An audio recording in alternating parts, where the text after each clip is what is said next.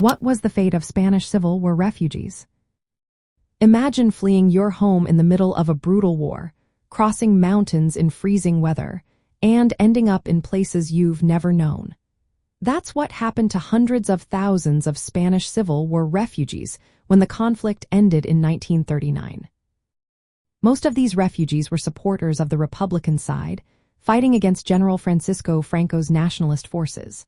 When Franco's victory was sealed, around 500,000 people fled Spain, mainly heading into France. The journey was tough, often through the Pyrenees Mountains, on foot or using difficult mountain paths to avoid border patrols. Women, children, and wounded soldiers waited 4 days in freezing rain at the border before being allowed into France. Once in France, many refugees faced overcrowded and poorly equipped camps. Places like Argel-sur-Mer and Saint-Cyprien became their temporary homes. These camps were set up on beaches or in remote areas, with little shelter from the cold and rain. Disease and starvation were common, and many refugees lost their lives in these harsh conditions. Women and children were sometimes moved to other safe places, but thousands remained in these camps or were transferred further west. Some refugees managed to escape the camps secretly or were evacuated by international aid groups. Mexico was one of the few countries that welcomed Spanish Republican refugees openly.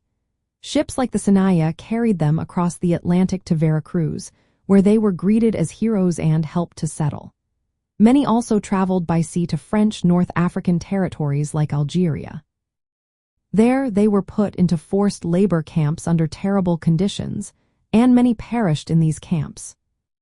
Children, especially those from the Basque region, were evacuated to countries like Britain, Belgium, and the Soviet Union.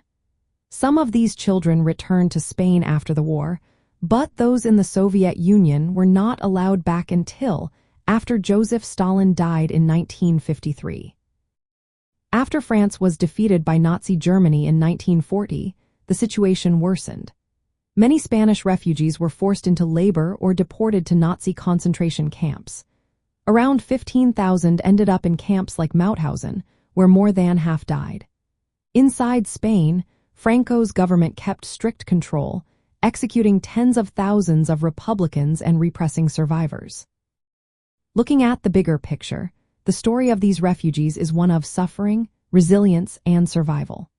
The border regions, especially the Pyrenees, were key escape routes but also places of hardship. The camps in France and North Africa show how complex and difficult the aftermath of the war was. Their experiences influenced how countries responded to refugees later on and highlighted the importance of protecting civilians fleeing conflict. Visiting Spanish Civil War sites today reminds us of this difficult chapter and the resilience of those who endured it.